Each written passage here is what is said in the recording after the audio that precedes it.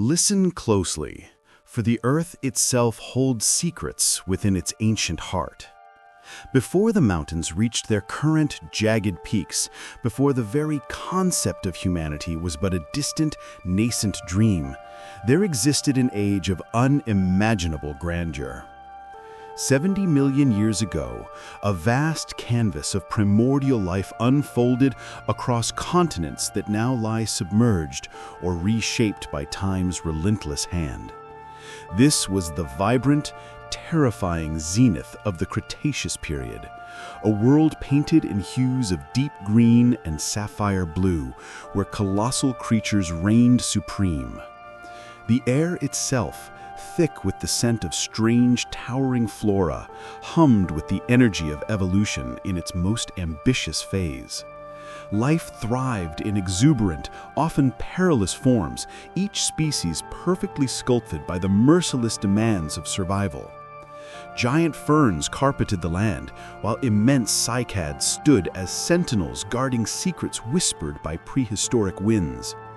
It was an ecosystem of delicate balance, brutal predation, and breathtaking beauty, untouched by the hand of any conscious architect save nature herself.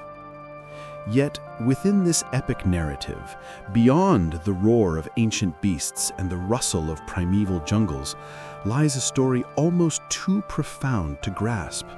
A narrative that transcends the boundaries of species, of time, and of logical comprehension, hinting at connections that defy rational explanation. It speaks of an improbable nexus, a singular event in the vast unbroken chain of existence, echoing through the empty corridors of time. This is a tale that challenges our understanding of isolation and connection. Our story unfolds in the twilight of an epoch, an era when marine reptiles were the undisputed monarchs of the vast sun-drenched oceans. These were creatures of immense power and majesty, their forms honed over millions of years to dominate the aquatic realm. Their shadows glided across coral reefs, their immense jaws snapped shut on unsuspecting prey, and their calls reverberated through the oceanic depths like thunder. But it is not merely a story of giants. It is a chronicle of profound contrast, of a delicate spark amidst overwhelming might. It questions the very essence of loneliness and the unexpected bonds that can form when two disparate entities, seemingly incompatible, are thrust together by the unseen currents of fate. This particular narrative weaves a fragile, human-like thread into the robust tapestry of prehistoric existence. This impossible encounter, born of chance and perhaps a deeper mystical resonance, is not merely an anecdote from a bygone age. It serves as a powerful reminder that the universe, in its infinite complexity, often orchestrates moments that defy our linear perceptions of reality. It speaks of an improbable nexus, a singular event in the vast, unbroken chain of existence, echoing through the empty corridors of time. This is a tale that challenges our understanding of isolation and connection. Her name, a mere whisper carried on the ancient winds, has long since faded from any earthly record. We choose to call her Elara, a name evoking light and grace, for she moved through this monumental landscape with a subtle, ethereal quality.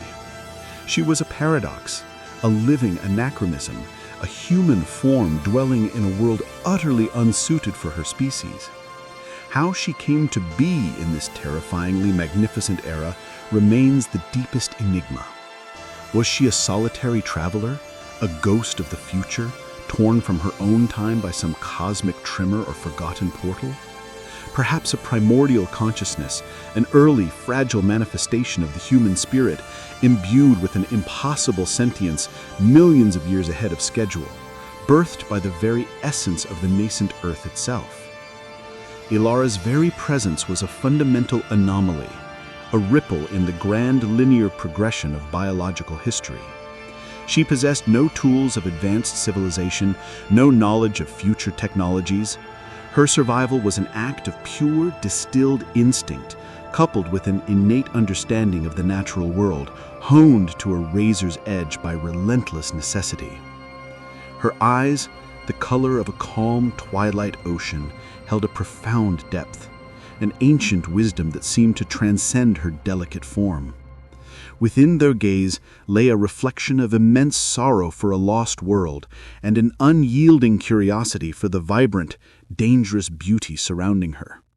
She carried the weight of an untold past and the stark reality of her solitary existence. She understood the intricate language of the primeval world, the rustle of the wind through the colossal ferns, the distant, guttural cries of unseen predators, the rhythmic ebb and flow of the tide upon the pristine, untouched shores. Her connection to this environment was not merely academic, it was visceral, a constant unspoken dialogue with the wild. She breathed with the planet's ancient pulse. Elara was an observer, a silent specter gliding through a land of giants, a transient echo in the deafening roar of geological time. She sought no dominion, carved no permanent paths, and left no lasting imprint on the landscape. Her fragile footprints, ephemeral as mist, were swiftly erased by the encroaching waters and the ceaseless growth of the prehistoric jungle, leaving no trace behind. Her sustenance was derived from the land's raw, unfiltered bounty. Strange, sweet fruits plucked from towering trees, freshwater mussels gleaned from crystalline streams, and small, agile creatures she ensnared with surprising stealth. Yet her true nourishment, the fuel for her impossible spirit, was the raw, untamed, magnificent beauty of this utterly alien world. She was a solitary witness to the Earth's grandest epic. The year, approximately 70 million years before our present reckoning, marked a crucial chapter in Earth's tumultuous narrative. The supercontinent of Gondwana, once a colossal landmass, was slowly but inexorably fragmenting, its colossal plates drifting apart to sculpt the nascent forms of continents we recognize today. This geological ballet was reshaping oceans and landmasses alike. The global climate of this era was remarkably warm, fostering conditions ripe for an explosion of diverse life forms. Shallow, sun-drenched seas stretched across vast swaths of the planet, teeming with an astonishing array of marine organisms, from microscopic plankton to colossal armored fish. Life flourished in every imaginable niche, creating a vibrant, complex tapestry. Overhead, the skies were dominated by the majestic, often terrifying silhouettes of winged reptiles. Pteranodons, with their immense leathery wingspans, soared effortlessly on thermal currents, casting fleeting, ominous shadows upon the churning turquoise waters below. They were the undisputed masters of the ancient skies, graceful and formidable aerial predators. On the terrestrial landscapes, the iconic reign of the dinosaurs was in its spectacular twilight. Towering sauropods, gentle giants with necks that stretched to pluck leaves from the highest canopies, grazed ponderously in vast herds across verdant plains. Their slow, deliberate movements belied their immense power, anchoring the food chain with their herbivorous might. Their roars were the symphony of ancient fear. However, it was beneath the shimmering surface of the ancient oceans that the true awe-inspiring and primal terror of this period lay concealed. The marine realm was a hidden kingdom, a watery dominion ruled by an entirely different, equally formidable cast of colossal beings perfectly adapted to their fluid environment. The deep held untold wonders. These oceanic depths were a realm of perpetual twilight and colossal shadows, a place where evolution had sculpted its most fearsome and magnificent aquatic masterpieces. It was here, in this liquid arena, that the true titans of the Cretaceous held their undisputed sway, their forms moving with silent, predatory grace through the boundless blue. The ancient seas of the Cretaceous were a hierarchy of formidable and specialized predators, each perfectly engineered for its role in the complex web of marine life. Giant ammonites, ancient cephalopods encased in beautifully intricate coiled shells, drifted majestically through the currents, their tentacles splayed, alongside vast schools of shimmering ancient fish. But the undisputed apex hunters, the true monarchs of these warm primeval waters, were the marine reptiles. Mosasaurs, with their powerful serpentine bodies and 4 robust flippers, patrolled the coastal shallows and open ocean alike. Their jaws, armed with rows of razor-sharp conical teeth, were instruments of brutal efficiency, terrorizing anything in their path.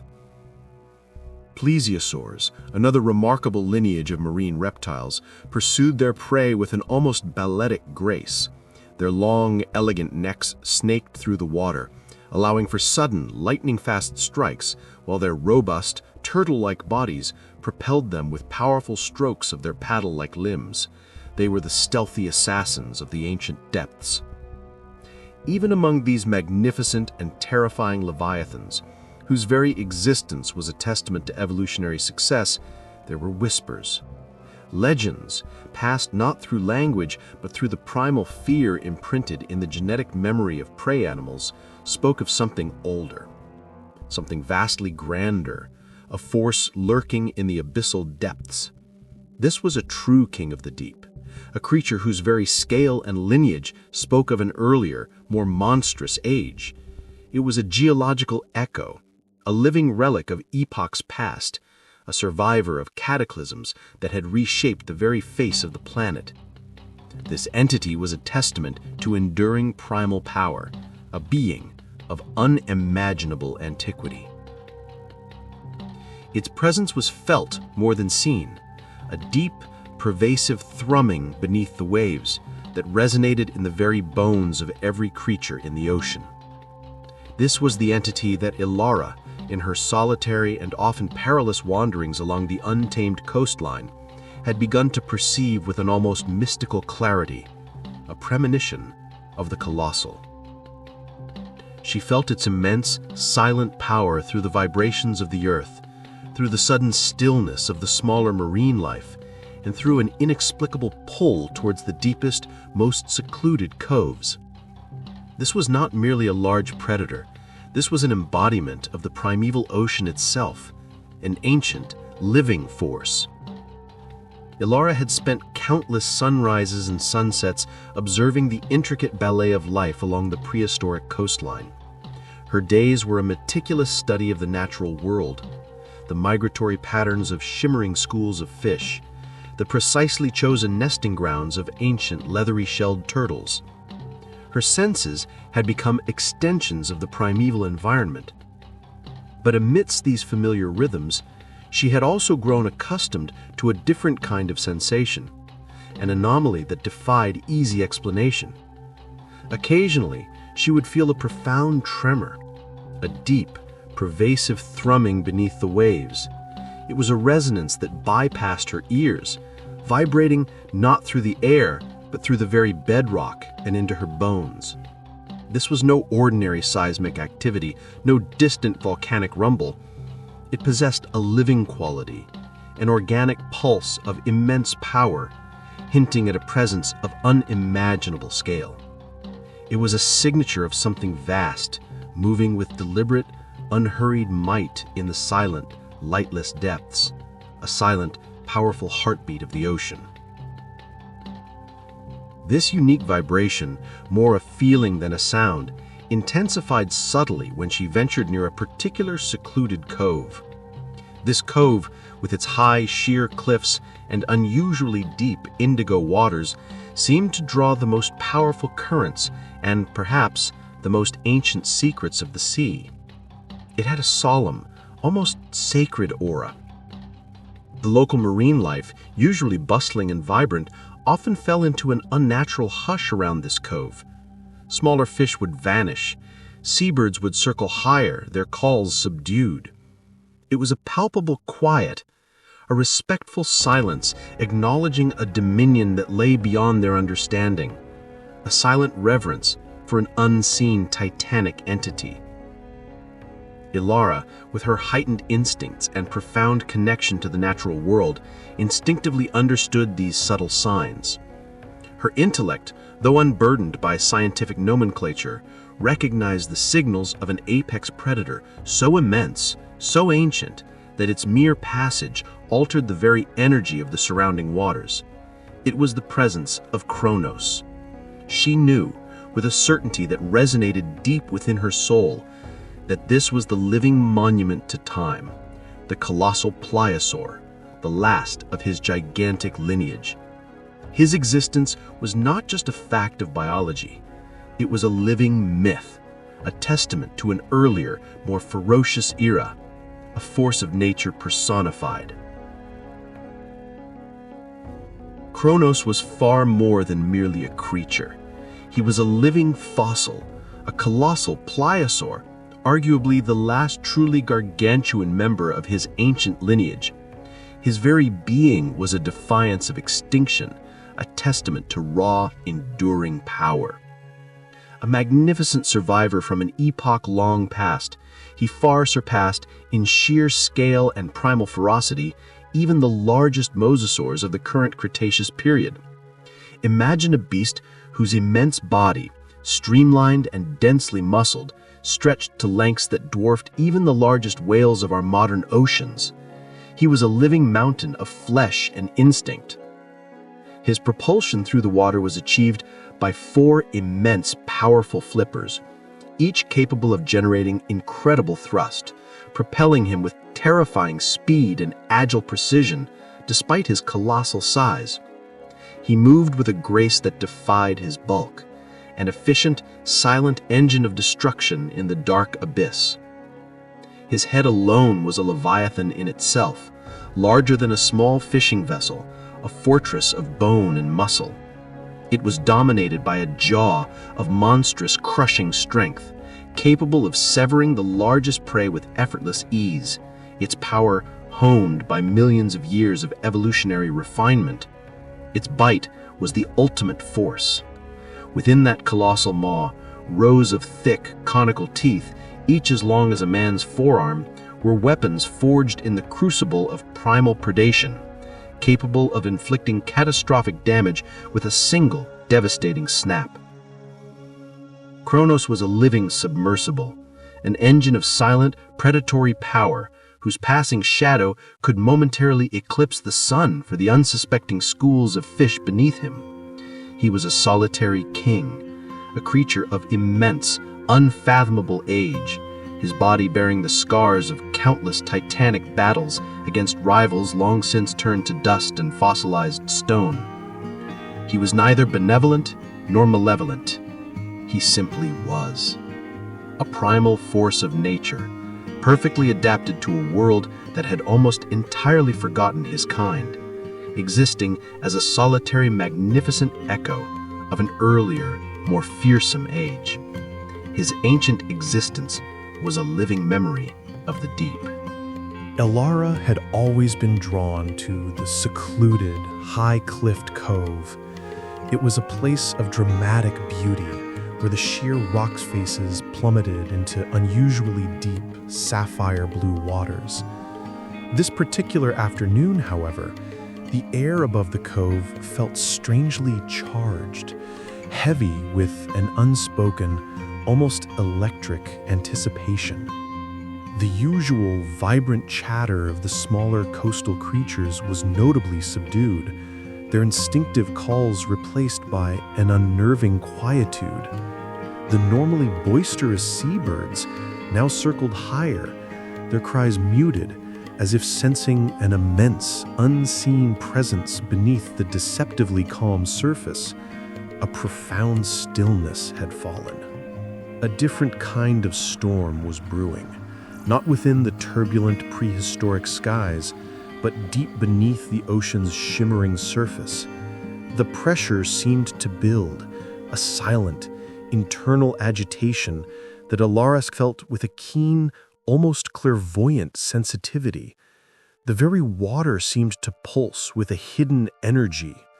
From her vantage point on a precarious ledge, she saw it first, an immense, indistinct shadow, moving with deliberate, terrifying power, far beneath the clear, translucent water.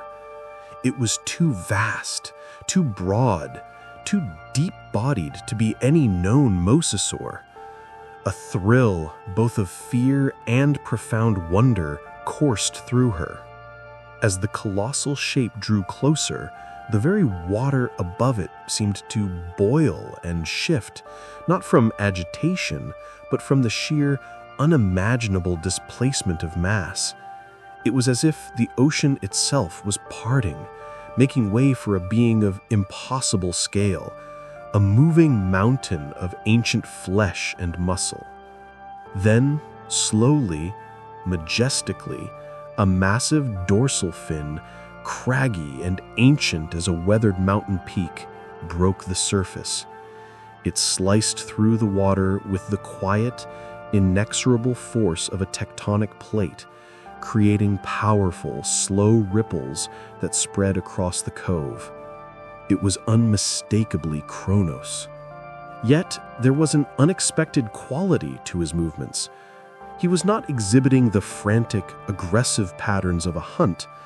Instead, he seems to be circling the cove, a slow, patient, almost ceremonial patrol, his immense form moving with a deliberate rhythm. He was merely present, a silent, ancient sentinel. Elara, hidden skillfully amongst the thick, primeval foliage that clung tenaciously to the cliff face, felt an almost irresistible magnetic pull towards the water's edge. It was a force more potent than fear, eclipsing any primal instinct that urged immediate flight or concealment. Her spirit was drawn. Though a primal genetic memory screamed of danger and the overwhelming might of such a creature, it was not terror that gripped her heart. Instead, it was an overwhelming sense of awe, a profound, almost spiritual recognition of something ancient, something sacred, something beyond her comprehension. This was a living deity.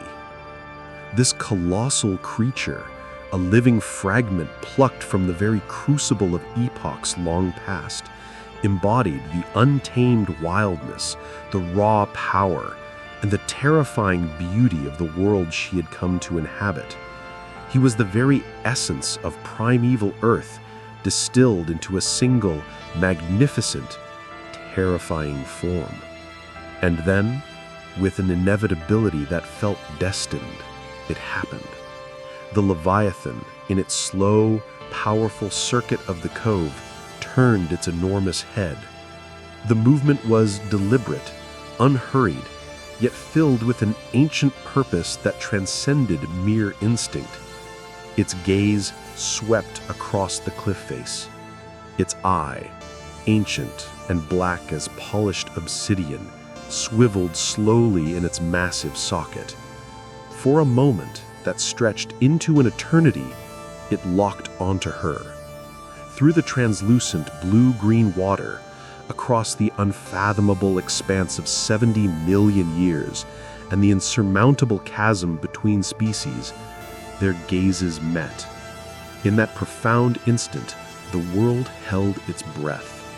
There was no aggression in Kronos' ancient eye, no predatory hunger, no flicker of malevolence, only a deep, unsettling, and utterly unfathomable recognition. A primordial stillness descended upon the cove, unbroken save for the frantic beat of Elara's own heart. It was a moment suspended outside of time, a dialogue without words, a connection forged in the silence of mutual recognition. Elara felt a tremor pass through her, not of fear, but of the raw, unfiltered truth of existence, mirroring the silent majesty reflected in the ancient eye. It was an impossible moment, an event that defied every scientific and biological principle known to humanity.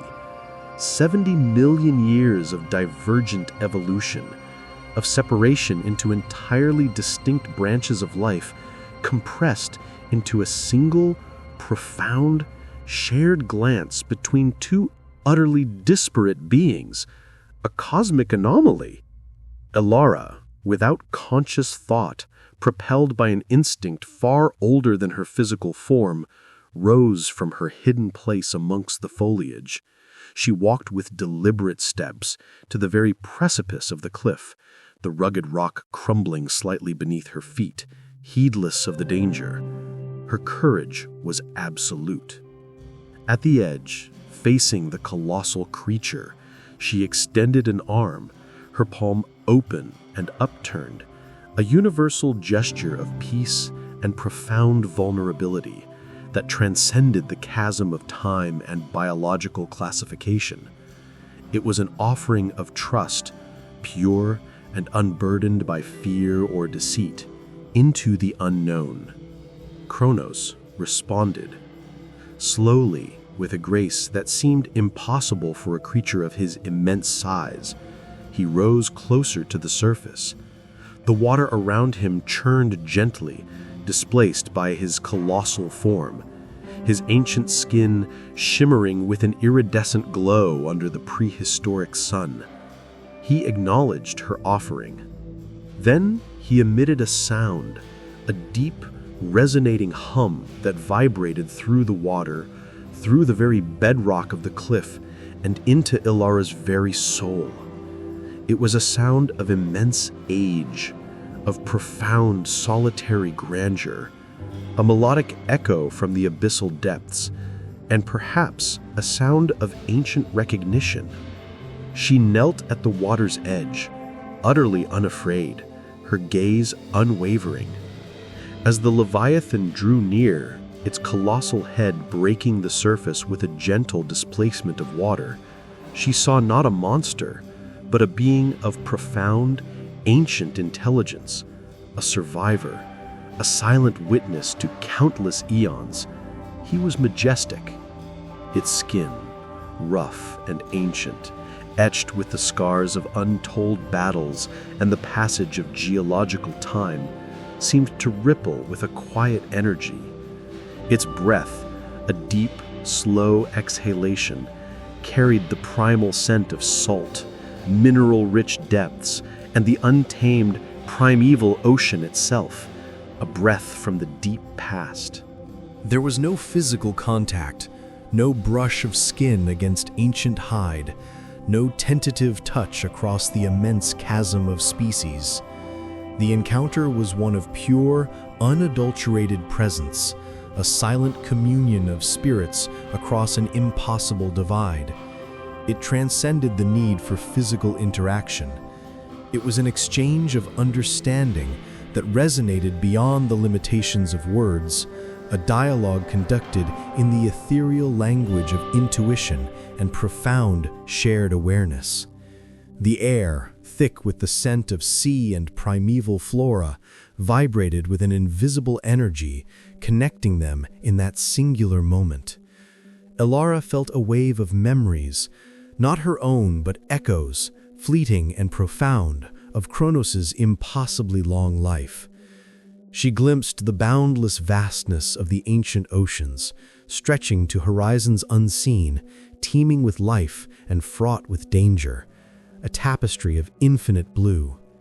She perceived the thrill of countless hunts, the silent pursuit of immense prey through lightless abysses, the brutal efficiency of predation that ensured the survival of his kind.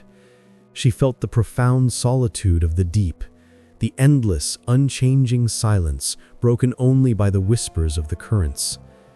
She witnessed the slow, inexorable creep of geological time, the subtle shifting of continents, the changing temperatures of the currents, the rise and fall of countless species.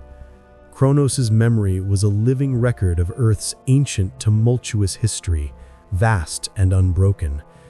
And perhaps, just perhaps, Kronos, in his ancient primal mind, perceived a fleeting image, a spectral whisper of something new, something small, yet immeasurably significant, a faint echo of a future yet to unfold, a promise of a species that would one day claim the land. He sensed a fragile yet potent consciousness, a spark of intelligence that hinted at a different kind of life, a brief glimpse of a world yet to be, forever etched into the ancient recesses of his being. It was a moment of mutual revelation, a crossing of timelines.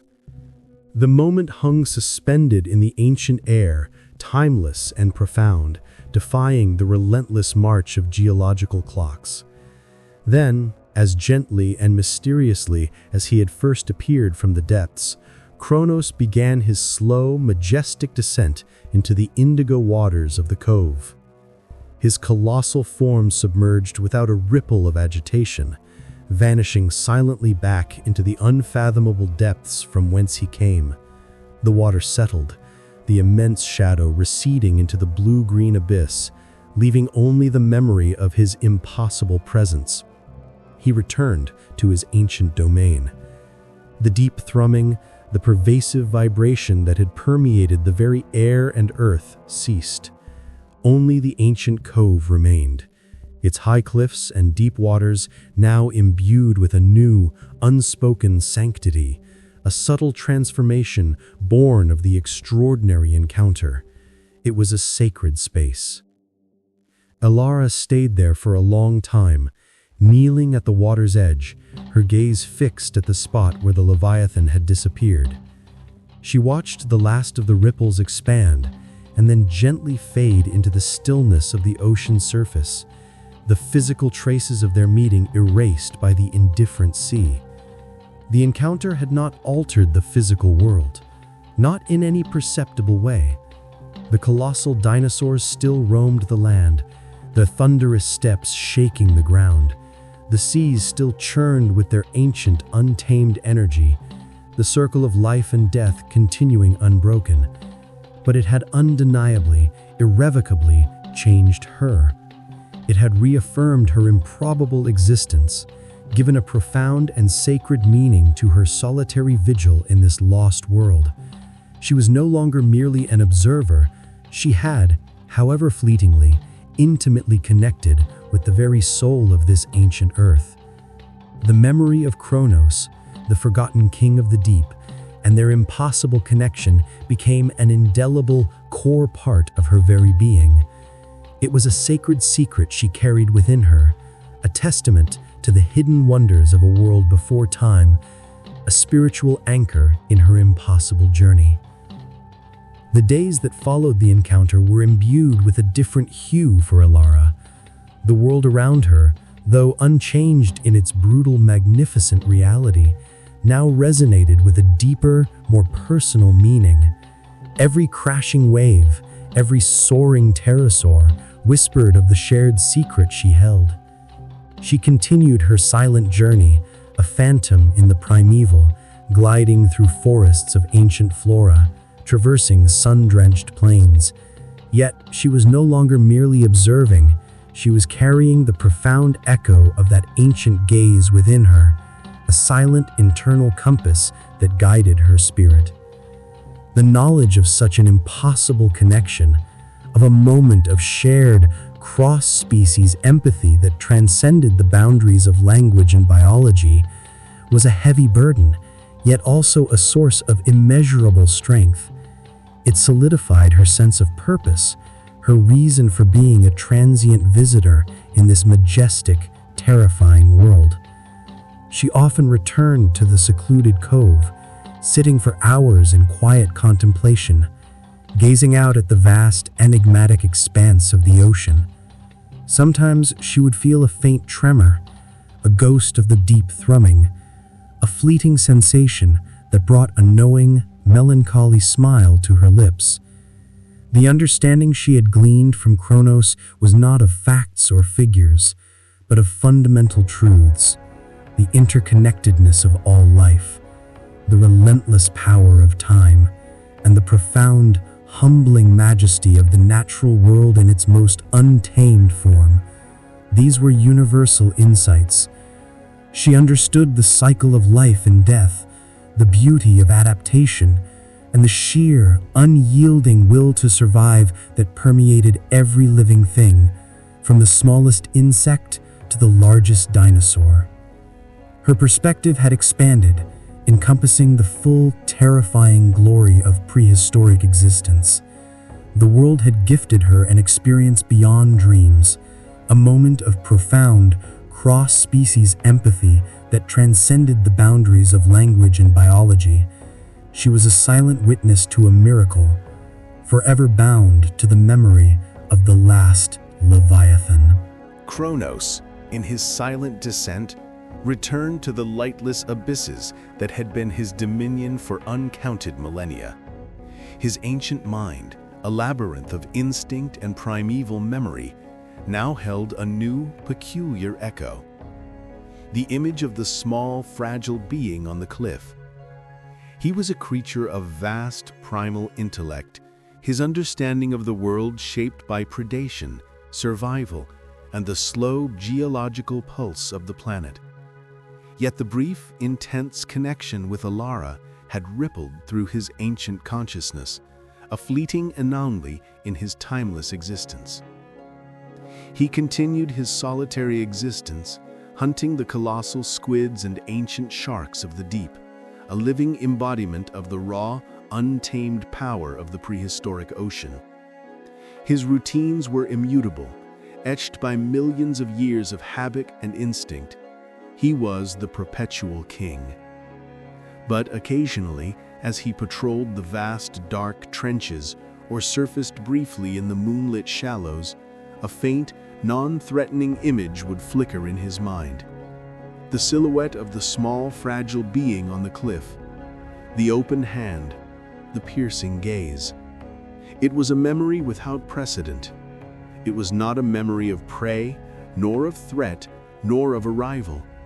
It was something entirely different, something that registered as unique, as a singular event in his long solitary life.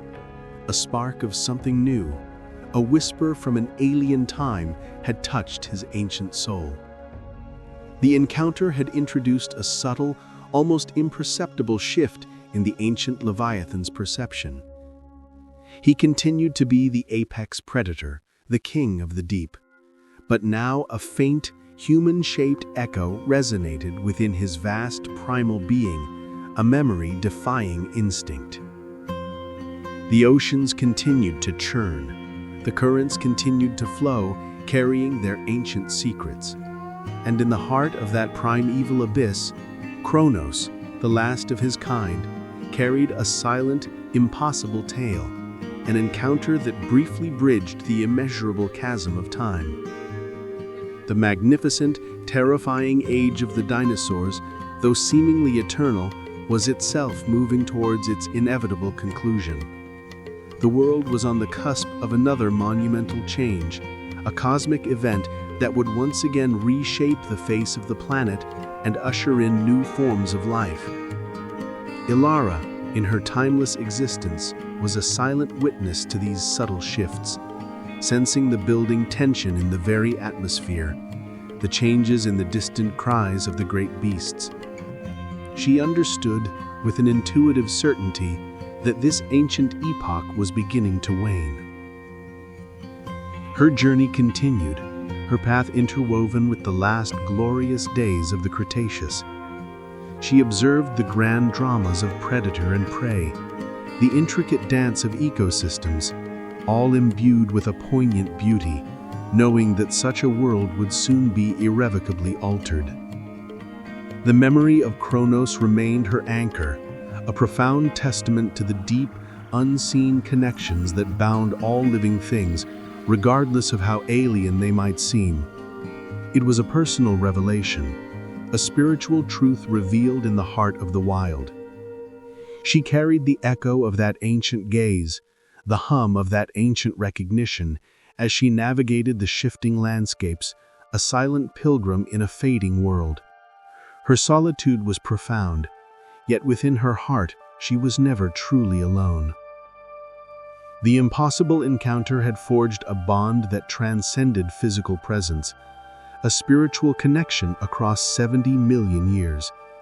It was a testament to empathy, understanding, and the shared wonder of existence in its purest, most ancient form.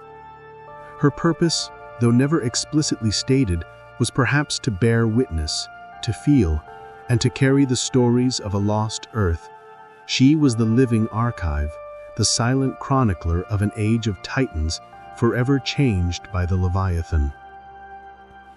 And so the extraordinary tale of the forgotten woman and the 70-million-year-old sea monster reaches its culmination, yet paradoxically, it also begins anew. A narrative whispered not by human voices, but by the relentless march of time and the profound silence of forgotten epochs. It is a story etched not in stone, but in the very fabric of possibility, reminding us that even in the most ancient, most alien worlds, connections can be forged. Understandings can be reached across the vastest chasms of biology and time, defying all logical constraints.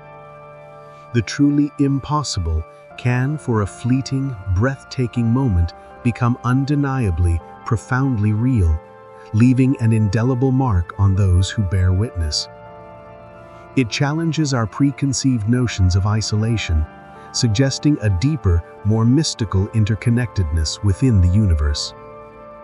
This narrative serves as a potent reminder that our understanding of existence is but a small flicker in the immense darkness of cosmic history. What other wonders, what other impossible connections lie hidden in the deep past, waiting for a kindred spirit to discover? The ancient world holds its secrets still, vast and enigmatic, guarded by the ghosts of titans and the echoes of geological time. Perhaps some of these secrets are meant only to be glimpsed, to be felt, never fully comprehended, like a half-remembered dream. Just like Elara, the forgotten woman, whose existence was a paradox, and her impossible encounter with Kronos, the last leviathan, a king from an age long past.